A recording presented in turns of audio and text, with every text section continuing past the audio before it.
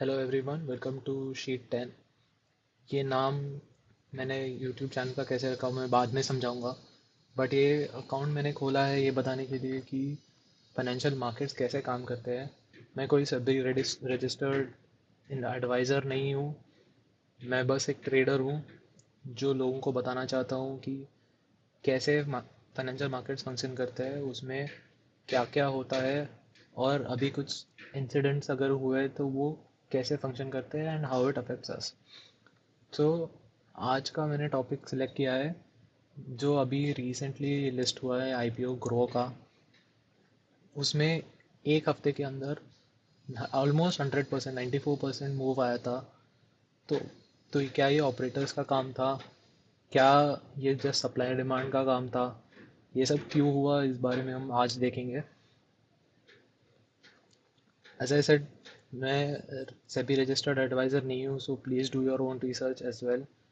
And this is not an investment advice. Okay.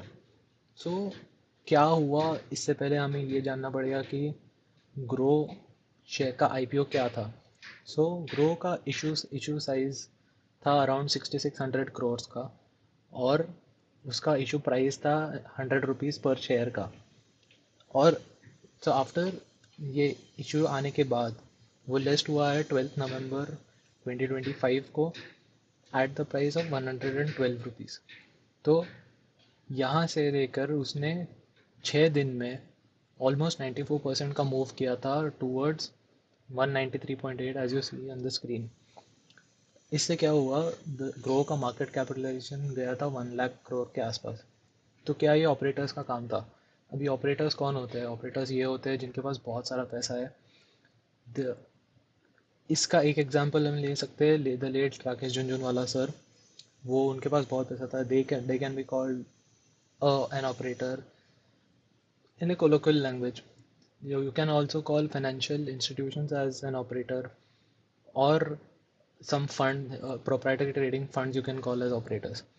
तो ये ये आईपीओ जब आया तो इसके पीछे बहुत सारे हाइप थी, लोगों ने बाय भी किया।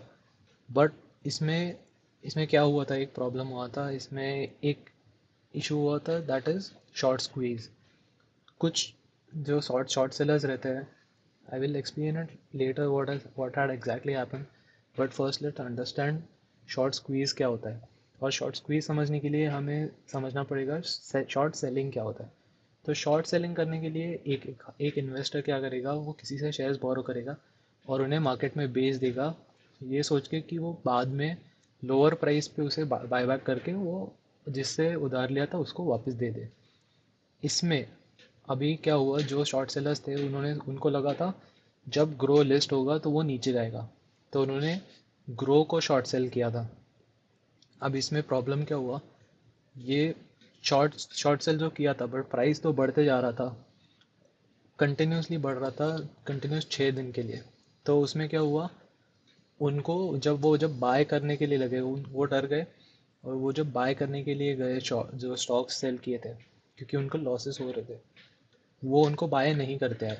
तो इसमें क्या हुआ, इसमें एनएससी जो थे, जो एक्सचेंज है, वो उनको बीच में आना पड़ा, और उनको उनको वो शेयर्स 30 लाख के अराउंड जो शेयर्स थे वो ख़रीदने पड़े, और उनको ऑक्शन करना पड़ा।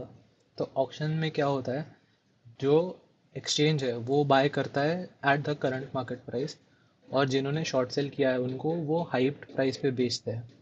तो उसके वजह से जो प्राइस था वो एक्सट्रीमली फास्ट बढ़ गया था।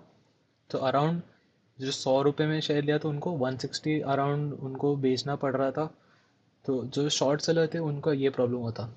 इसमें एक और प्रॉब्लम हुआ था कि जो ग्रो का आईपीओ हुआ था उसके बाद पब्लिकली ट्रेड होना जब चालू हुआ, तो सिर्फ 7% शेयर्स थे जो पब्लिकली, जो उसको फ्री फ्लोट कहते हैं, तो फ्री फ्लोट में सिर्फ 7% ऑफ द शेयर्स थे ग्रो के। तो इसलिए जो अवेलेबिलिटी थी शेयर्स की वो बहुत कम थी, और जो उसका डिमांड बढ़ते जा रहा था और देयर वाजंट इनफ सप्लाई। तो बेचने वाला बेचना नहीं चाहता था लोअर प्राइस पे, और खरीदने वाले तो बहुत थे। तो क्या हुआ, जब शॉर्ट सेल जब उन्होंने किया, उनको लगा था प्राइस नीचे जाएगा, प्राइस ऊपर जाते गया और उनको अभी उनका लॉसेस जब बढ़ते गया तो सेलर भी अभी बाय करने लग गया टू कट देयर लॉसेस।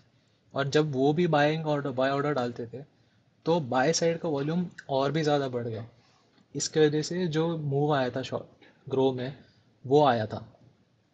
तो इसमें हमें जानने जैसा ये है कि कोई भी कोई भी इन्वेस्टमेंट करते समय, specially when you are shorting, there is theoretically unlimited risk. आपका पैसा जा सकता है। और अगर वो शेयर का फ्री फ्लोट कम है तो you should be even more careful while selling shares short. So ये आपको ध्यान में रखना है। और इसमें जो कॉस्ट लगता है वो अभी जब ऑक्शन पे जाता है तो आपको अराउंड आपका पूरा कैपिटल वाइप आउट हो सकता है। इसलिए please do your own due diligence while investing and trading. Okay, that was just the gist of it. You can read more about it. I will upload this to my LinkedIn. I will upload this carousel to my LinkedIn, and you can follow me on Sheet and on LinkedIn as well. So, thank you.